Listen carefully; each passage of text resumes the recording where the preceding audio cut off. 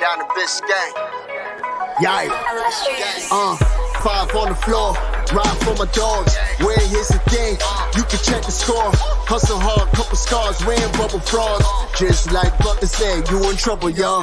Kept the floor playing, got it all band. Y'all seen the block, stop with one hand. And Pat we trust, it's power, have the guts. We're here to bring the heat, y'all can hang it up. Welcome to 5 on the Floor, a daily insider show on the Miami Heat and the NBA, featuring Ethan Skolnick, Greg Sylvander, and Alex Toledo, plus others from the 5 Reasons Sports Network. All right, welcome into 5 on the Floor live here on the 5 Reasons YouTube channel. Make sure you hit the like and subscribe buttons. You can also catch us on all the podcast feeds. We go there after we go to the YouTube channel here on these game nights. Miami Heat win 111-108. They're now 3-0 on their road trip. We will get into the specifics of it here in a second. Before we do, I want to tell you about one of the great sponsors of the 5 Reasons Sports Network and the sponsor of every single post-game show. It's Aggressive Insurance. You can find them at insurancebyLynette.com. That's insurancebyLynette.com. Of course, Lynette, one of the commenters here regularly on the YouTube channel. We appreciate her supporting us. 954-581-8800, 954-581-8800. You need life insurance, renter's insurance, any kind of insurance, especially car insurance. If you have a bad driving record, she's the person to go to. Nobody will be refused. 954-581-8800. Again, that's insurancebyLynette.com. All right, let's get to it here. The floor plan, I got Alex Toledo. You can follow him at Tropical Blanket. I got Greg Sylvander. You can follow him at Greg Sylvander. I got Brady Hawk. You can follow him at Brady Hawk 305. The Heat survive another of these games where they have the big halftime lead and it dwindles. I said at halftime on our off the floor feed, don't let this thing get from 14 down to 4 in 5 minutes. It got down from 14 down to 4 in 8 minutes. Then actually it got down to 1. And then Miami had to survive this game at the end. But the big story, and this is what we will focus on mostly tonight, Tyler Herro follows up, what was it, 35 with 41. 76 points over 2 games for the Heat's 2-guard. Jimmy Butler in a supporting effort had 20. Jimmy was selling a little bit in the last 5 minutes of that game. He killed my prize picks. He also killed the Heat -4 because he decided not to put up a layup at the buzzer. That was probably noticed in Las Vegas. But the Heat do get the win, even though they closed the game with Orlando Robinson and Haywood Highsmith playing in the front court because Caleb Martin turned an ankle. Udonis Haslem started because Bam Adebayo and Dwayne Dedmon both did not play. Also, no Lowry, no Oladipo. So the Heat were shorthanded against a team that's actually, and I'll go to you first on this, Brady, just because, you know, the team that we're playing, we talk about some of these rebuilding teams, right? Oklahoma City almost lost to them, right? Detroit lost to them, okay? You know, these teams that you're not supposed to lose to. But Houston actually has won 5 in a row at home. Like, their young talent has been playing pretty well. I thought Miami did a pretty good job responding tonight to their athleticism, to keeping them off the offensive glass. And then, of course, Herro was Herro. And this is, I mean, look, this is the best he's played as a pro. I mean, that's where we're at right now. Yeah, usually this Rockets team is like the exact team of built of players that go off on the Heat. Like, they're built to do that because they're kind of those inefficient guards that can get hot really easy, and they quick bursting, athletic type guys that can just get by that point of attack defense that we keep talking about. And they held Jalen Green to 8 of 20 when shooting. Like, that's the typical Jalen Green type night. So you did a good job there. Kevin Porter's 10 of 16. So they did a good enough job, it felt like, but these definitely are the teams that can happen against. But the thing is that I kept saying, and looking at the roster tonight, you're looking at, first of all, starting lineup of Tyler, Max, and Haslem. Like, you're not betting on your defense tonight. You're not betting to shut down these guys in the backcourt. You're not betting to shut down the Rockets. You had to match them by any means. You had to try to find a way to match offense, and that's exactly what Tyler Herro did. Like, he went above and beyond matching them. So I just thought, I know we're going to get into it a bunch here, but obviously Herro's the big story here. 13 of 20, 10 of 15 from 3. You mentioned the points over the last 2 games. 19 threes in 24 hours is crazy to me. Like, that is not a normal thing to just hear. But it's just a player. Like, there's things where players go and just get hot and they get into a bit of a rhythm, and that's kind of what it looks like with Tyler. But this, to me, feels like kind of turning a corner. Like, it feels like this is a scenario where a guy kind of figures it out a little bit. He had a little bit of a slower start to the season, even though he was still averaging over 20. When I say slower start, I'm saying efficiency from 3 and things of that nature. We know the mid-range pull-up is always going to be there. Like, he goes to these last 2 games, basically to the 3-all game. And both games, he hit one mid-range jumper, and they were on the last shot of the game. Like, his last attempt in both games were mid-range pull-ups. That will always be there. But the idea that he's still now getting going from 3, and he got to the line, I think he went 5 of 5 from the line in the first quarter alone. When he's doing those 2 things at the first level and the third level, we know the second level is going to be there. So I think this is pretty crucial, I guess, for his development. All right, I usually go to Greg first, but I want to go to you after this because I want to go to Alex next to follow on the Herro transformation here, because I think Brady is on to something important. Because when I was looking at the numbers on him, there's a clear difference in the way that he's playing. He is way down in terms. This was even coming into tonight. Okay, so I'm sure this is even more pronounced now. And by the way, my stat about him only scoring well in losses has tilted a little bit because he's had these 2 huge games now in wins, the last 2. So I'll be curious to see how it actually adds up after this. But if you look at his shots, his shot profile from 16 to 23 feet, which is the least efficient shot in basketball, right? Like that is, you're taking it a long 2. We know he takes a lot of contested long 2s. He is way down now in those, okay? The percentage of shots he's taking from that space has decreased from last season, and it's decreased over the course of this season. And his numbers of 3s are way up. And what I'm wondering on this is, do you think this is intentional on his part? Because we see the way Strus and Robinson are struggling, right? They don't really have a specialist they can count on from 3 right now. And in a game where Lowry doesn't play, they don't have him either. It seems like this is intentional in terms of what will help the Heat, but it's also what will make Tyler Herro a better player, right? So that's why I do feel like this is not just, okay, he shot the ball well for 2 games. This feels like a shift. Oh, sorry, I was muted there. Okay, no, the Tyler thing that you're talking about is huge, and I mentioned it on our off the floor feed at halftime that, you know, just this trend of him, I think playing off of the threat of his shooting more is just huge, and we talked about anticipating that this season, especially with him coming in as a starter this time and having to play around the other best players, and he's doing it with or without those guys. Like, I just think he is playing off of that first, kind of playing a little bit more outside in, and I would still kind of describe what he was playing, his play style before this trend, as outside in. But the difference is now, like Brady was kind of alluding to there, is he's not necessarily looking to get into his spot, you know, specifically in the mid-range as much as he has before. Not everything has to be him on the ball as a pick and roll playmaker, which he's good at. He's obviously really good at that with Bam. And yes, you want to get those looks, you want to create offense off of that, but he's way more valuable, especially to this roster that really needs the shooting when Duncan and Max are not really giving it to you. And, you know, they're still out there, you know, taking shots when they are on the court, which is what you want them doing. Like, that happens with 3-point shooting. But the thing with Tyler is, and we talked about this aspect coming into this season, when we thought that they would be leaning more offense and that they were going to be a more potent offensive team, that's obviously not been the case whatsoever. But 2 huge developments this season. We're not going to talk about one right now, but the whole, like, Bam aggression thing and the way that his mentality and mindset have shifted towards being more aggressive, just looking for his own shot. That's almost as big as Tyler, I think, realizing how good of a shooter he is, and that not everything has to be so hard. Like, I think he takes a lot of pride in being that guy who's like a 3-level scorer who can get to, you know, all the different types of shots. But, you know, like, if you can really play off of others and get teams worried about your shooting, you're going to get shots, easier shots for everybody else. And we know that he could turn it up. And all of a sudden, it's easier to get to a 40-point game if you're taking more threes. I think that's the key point you made there. Not everything needs to be so hard, right, Greg? Like, that's the thing, because his shot profile has always been overly challenging. You're right. It's always, okay, he shouldn't be taking that shot, but he can make that shot. Quick thing, I forgot to mention, because I was looking up those stats, by the way, and it backs up everything we're talking about here.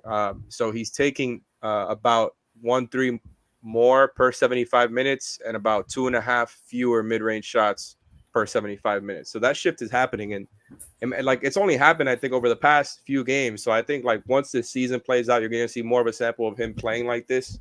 I think those numbers are going to shift even more. Many of our viewers and listeners have came after Ethan and I saying that when we talk about Tyler shifting his focus to playing with the bench unit, that is in any way us criticizing him. And I really want to clarify that it is not that.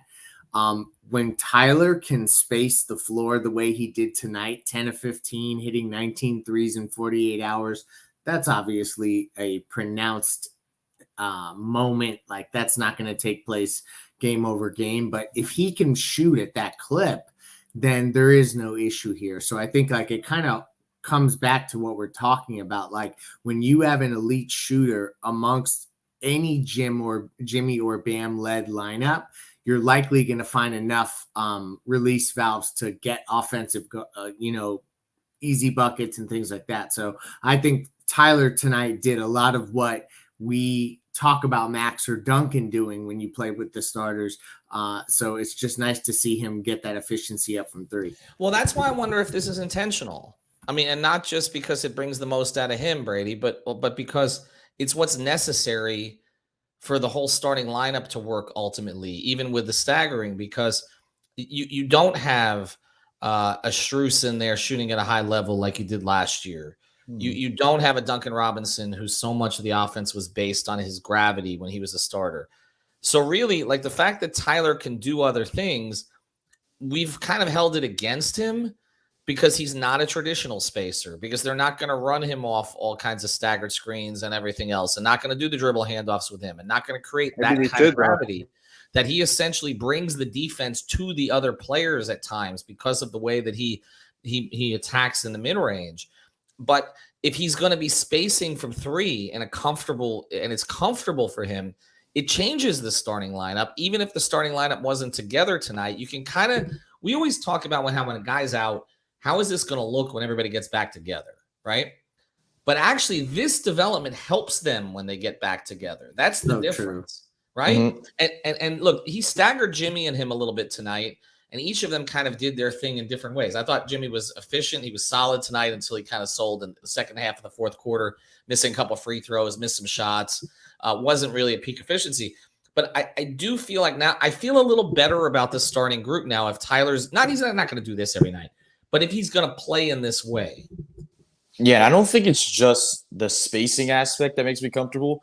I said on Twitter that I think these last two games have been probably the best I've seen him in terms of off-ball moving, like in his career. Like I think he's been moving really well, which is funny because he's doing it with the guys you wouldn't expect him to. Like usually you think in a game like this, he's going to be on the ball the entire night.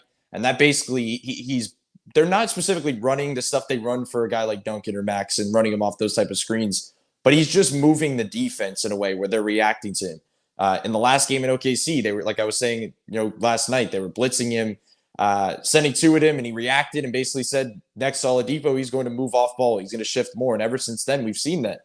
But it's funny because you mentioned about him fitting in with these guys. We know what he looks like next to Bam. It's an elite two-man combo that they figured out, and it's kind of their go-to. Jimmy and you mentioned them staggering, but Jimmy and Tyler look pretty great together tonight. Like they were playing a little bit two-man game early in this game. They looked like they were intentional with that. The idea of like the fact that I think Tyler's screening for Jimmy is something that's going to be unlocked a little bit more, because the fact that two guys, if he's sprinting off and slipping off a Jimmy screen, more often than not, they're going to fly at Tyler, and Jimmy just has an open lane opening up. So there's these different dynamics. And then the last one is Victor Oladipo, who didn't play tonight, but looked very good next to Tyler in that last game. So you're seeing like all the primary guys just looking better and better when they're playing next to Tyler. And a lot of this has to do with the fact that he's more on the ball, off the ball, and not always on the ball the entire game. And a lot of this has to do with, because we couldn't really have this discussion early in the season because he wasn't shooting very well off the catch. Like he was kind of inefficient. This happening kind of changes that, but this dynamic changes their offense a lot, because there's also the thing where if they can get one of their shooters not named Tyler Herro to just play at a decent level, like that changes the idea of this offense. But Tyler's stepping into that role when they literally don't have another shooter. Like, is Haywood Highsmith the best spot-up shooter in this game tonight other than Tyler? Like, that probably was the case. So that's pretty interesting dynamic. They need Tyler to be that guy. But I think the intriguing thing is his off-ball movement and the ability to play next to their best players. All right. When we come back, we're going to take comments as we go. Manny Chang, our producer, is going to be putting some of these up. Super chats, we obviously put those up right away. But what I want to get into a couple things we go forward is some of the rotation decisions that Spoelstra made today, even with a limited deck to work with, I thought were interesting. But also, we want to get big picture here. They're 500. Okay, everything that's happened so far this season, they are 500, and the Eastern Conference, at least beyond the first two, and by the way, one of the first two got blitzed tonight in Memphis. Okay, so as badly as the Heat looked there about a week ago, Milwaukee looked worse. But Miami is still in the mix here and leading their damn division, which is it's unbelievable. No matter what they do, they lead the Southeast. That's the way it always goes. But we will talk about that when we come back. Do want to mention Prize Picks.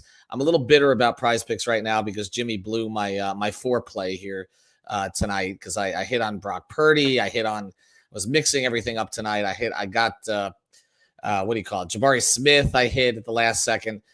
Jimmy went under his points because of the two missed free throws and deciding not to shoot at the end. But I still encourage you use the code 5 FIVE. Get your initial deposit matched up to $100 at Prize Picks. We're running a tournament starting tomorrow on Prize Picks. Our Six Rings Canes guys are running it where basically what you got to do is sign up using the code 5 and start. You can play anything, but we encourage you to play some of the bowl games as they go forward here until the beginning of January.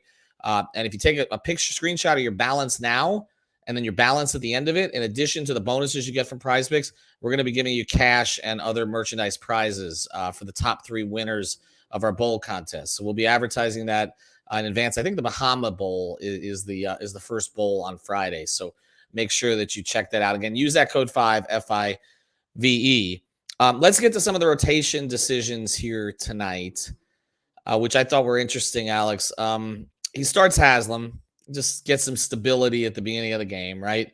But then heavy minutes. I think he played Orlando Robinson for 16 straight minutes at one point. He did not play Jovic. Now, Jovic has been on the injury report, but he was not listed as out like so many other guys were. Do you think there's any chance Orlando Robinson could be the backup center by the end of this year? Say if they traded Dwayne Dedmon, that a little bit of this is prepping for that? And Yurt doesn't come back, which is the other thing. That's exactly the other factor right there is Omer and his whole situation, him going, he's having surgery and how he looks when he theoretically comes back, which could be much, much later in the season. Like it seems like Orlando Robinson is in a position to take some of these minutes, whether or not Dedmon is traded. I don't, anticipate that happening if he isn't traded, right? But I think his play so far has earned him staying around, them keeping him around in general, and he'll probably end up going back to Sioux Falls at some point. But I think he's earned that. I think they've needed another guy there who you can play because, and look, I'm happy that UD is getting more playing time when, in his last season. It's cool to see because I really did not see that coming. But I do find myself being like, wow, how long are you going to keep him in the games, Bo? Especially in these stints, especially, he's doing kind of, I feel the Myers thing. We've talked about that, right? Where he since he's starting, he'll play him for 6-7 minutes in a row, take him out, and then bring him back in the second half. Same thing, but it's just man, that time really drags out there, and he's trying rotating, but the rotation is everywhere right now. It doesn't seem like Jovic is going to be anywhere in line for this, but yeah, I liked what I've seen from Orlando Robinson, man. I just think he does everything you want to see from a 5, and he thinks he's a shooter. I don't know if he is, right? It seems like every 5 the Heat thinks they're a shooter except Bam, which is hilarious, but he's open for a reason, and he just pulls that thing every time. But he definitely just rolls to the rim and is around the rim, I think, a little bit more often than Dedmon, which is what you want to see, right? I think he's younger, more athletic, and it's not going to happen soon, but it could happen by the end of the season. Him just being a third string guy it could use it. But the other guy who's been getting time because of people being out is Duncan Robinson, Brady. By the way, they also got out rebounded by 10, speaking of the size stuff. Right. Well, they're always going to get out rebounded. But Brady, the thing is, when you look at Duncan, it felt like after the last game, okay, here's an opportunity for him to have an extended run here where he kind of shoots his way back into Spoelstra's good graces, but it didn't happen tonight. And there is an opportunity because Max is still struggling. I mean, the one time Max got to the basket. But other than that, I mean, he's short still on a lot of threes. He looks like he's not getting exactly the same looks as he got before. But Duncan hasn't really done enough to jump him, right? That's kind of the issue. No, I think actually tonight was a pretty important game in that kind of realm, because Duncan having at least a decent game would push him in the right direction, at least be getting consistently into the back end of the rotation. Where now it's like, even with all these guys out, there's still a level of inconsistency, and the shot, I guess, toughness is just not the same as it was. Like, a lot of his shots, almost every one of them, is Jimmy kicking it out and Duncan having like a second to breathe and then firing, and it's still short. And it's like, he just cannot find that rhythm in general. And it's a conversation we had all of last season. So, but the funny thing is, Max in the same type of, like you said, like he's in the same thing where they were both 2 of 11 from 3 tonight. They were both 1 for 8 at the end of the third. Like, their stats were exactly the same. The difference is you're getting a little bit more, a little bit more passing from Max. He had 5 assists tonight. You're getting a little bit more rebounding. You're getting a little bit better defense. So like, there's little dynamics here. And I honestly believe there's a little bit more trust in Max figuring out than Duncan. Like, that's just the way they are right now. Like, Max is just short, and it's just, I really do believe it's just like a shooter's thing where they go through these realms, but it doesn't mean that it's not a problem. Like, this has been now a couple weeks. So like, this is something you have to look at, because the Heat need a shooter. The way their offense is run is based on movement and a shooter creating that. So they need somebody to be that guy. But the Duncan Robinson thing, it's just making it tougher and tougher for him to kind of climb that ladder. So I don't know. It's just a weird dynamic. Like, it really is, because it feels like this was like if he was on the roster, I said in the offseason, he would get opportunity. But I didn't think it would kind of continually have nights like this. Like, I thought he would kind of cherish them and they'd run different stuff for him, but that just hasn't been the case. So they just kind of have to ride it out with Max. And it was funny. I mentioned it in our chat before, but like, there was that play with like Jimmy where Duncan is supposed to like fly off a screen the other way, and he's throwing it over the top, and Duncan looks like he's running into a handoff, and Jimmy throws it out of bounds, and Jimmy's face on that play was like, like, he's the guy that's getting all the blame. Like, he's the guy that's absolutely getting the blame, because you could just tell the face. And then you see a little bit later on, like, the interaction with Duncan compared to Max. And I'm not saying a personality thing. Like, that's not where I'm heading with this. But then Max gets a technical, and you see Jimmy just like laughing and yelling at Max, like, Max, calm down. Like, it's like the dynamic between the two of them is so different, where it's like that's just where the trust levels are right now. Well, I think that's a little bit chicken or the egg, and that's been the case since the beginning. I think part of it is Max didn't earn Jimmy's trust because he's more similar personality to Jimmy. But now I think it's self-fulfilling, because now at this point, I really think in some ways Jimmy broke Duncan. I just I do. Someone's going to clip that. Well, I hope not, but Skolnick reports Jimmy Butler when we saw Duncan Robinson. But when we saw that clip of him, I mean, Jimmy can't control himself when Duncan does something that disappoints him, right? Oh, like, he just can't. Funny zoom in. That was amazing. I mean, his initial reaction is like, okay, and I didn't even need to look at who he was blaming in that situation. You just knew intuitively if you know that's what it was. So I just think it's going to be hard for Duncan, because I really did think the last 2 games Duncan had a real opportunity. He made the most of it against OKC, but not so much tonight. All right, I do want to we will get into big picture here in a second, into more of the comments. Do want to mention another sponsor. It's ODM Performance Solutions, odmpsi.com. This is a consulting company based down here in South Florida. If you need any kind of assistance for your company, okay, they do management consulting, sales optimization, social media management is so important these days.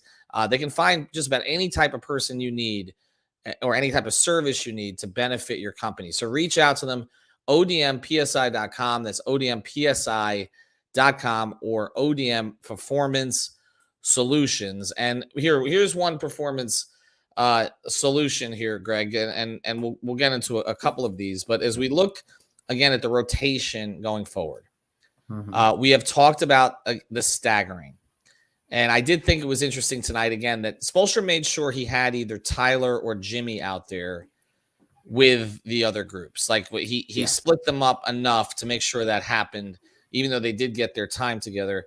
I feel like we've talked about you can't have these groups that are just like totally directionless when nobody leading them. They didn't have a true point guard tonight.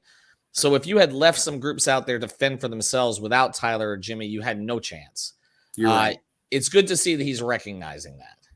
Totally. And like they got to lean into their best players, right? And this also is more about in a game where Bam is out, then you really need Tyler and Jimmy to lead the way. And Kyle obviously was out as well. But this ultimately, from a scoring perspective, has always leaned Jimmy and Tyler.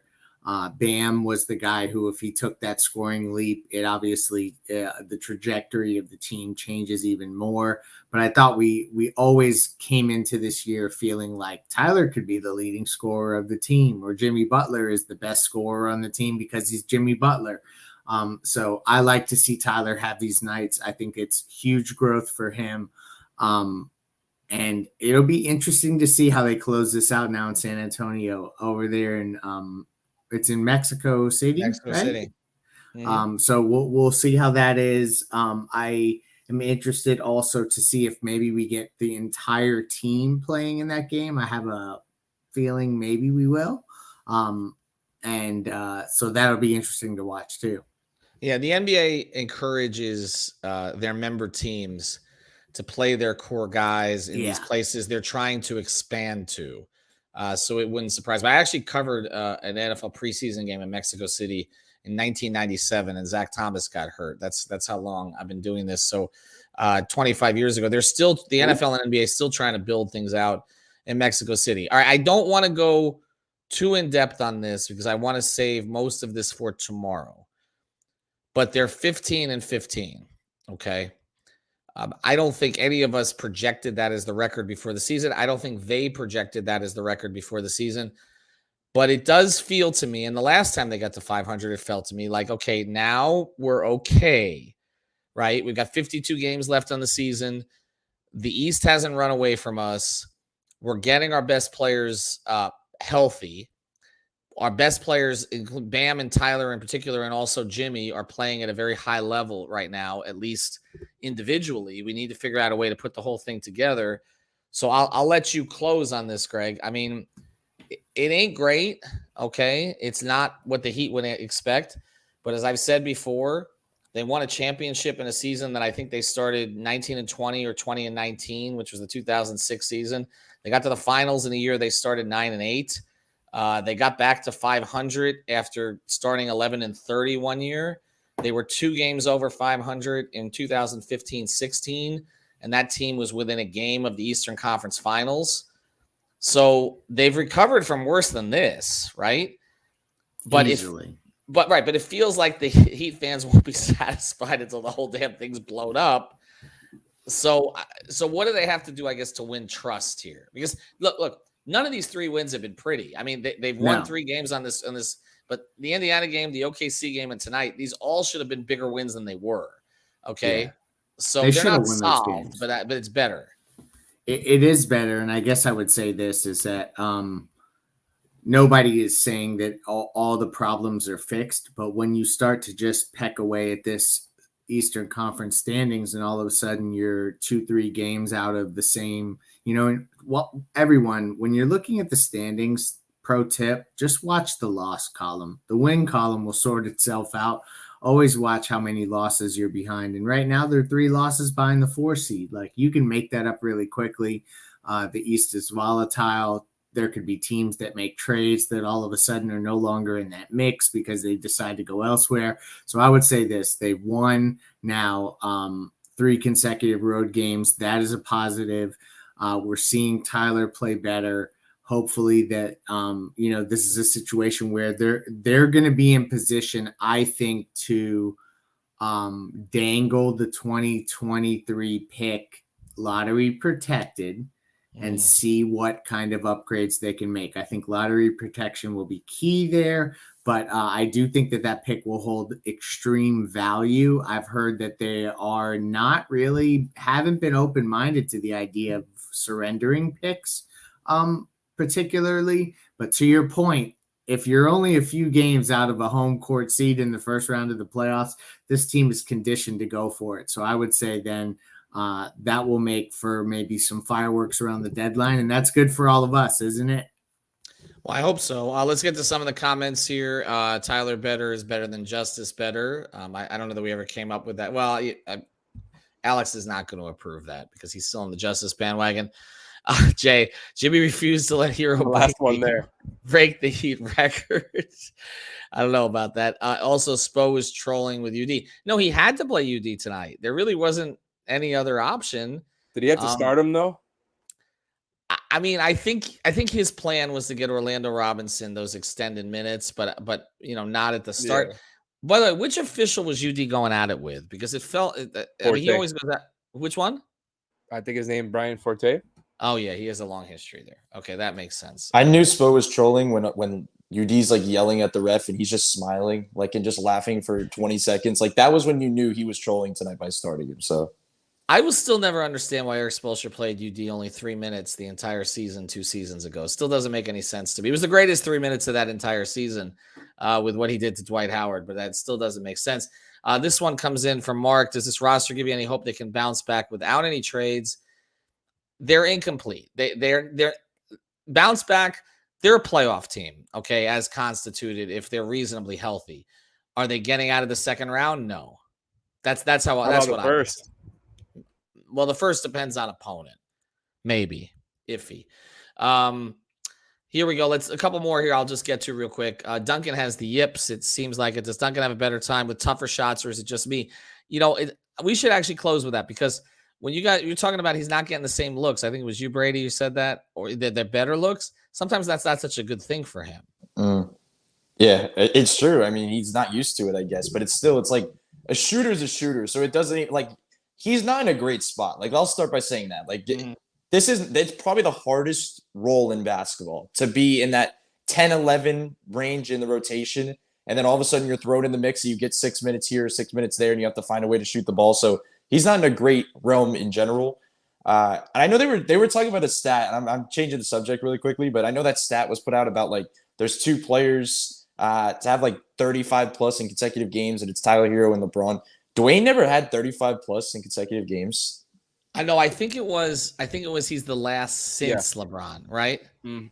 Oh, okay, that's what it was. Okay, because literally the entire 2008-2009 season, Dwayne was going for 35 in consecutive. It made me laugh when they said that too, because it made me think of Jimmy and how he just never has big scoring games back to back like that. He takes. You know who it made me think of? Dion. Dion never did that season. Yeah, during 30 and 11. Oh man. No, it was him and James Johnson going back and forth looking like superstars. That never happened. And here's the other thing. Oh, no, it happened. We're never letting that die. That was incredible. Brady, the other thing that you said today about Duncan and this he's just got to be James Jones, man. I said this on the podcast the other day.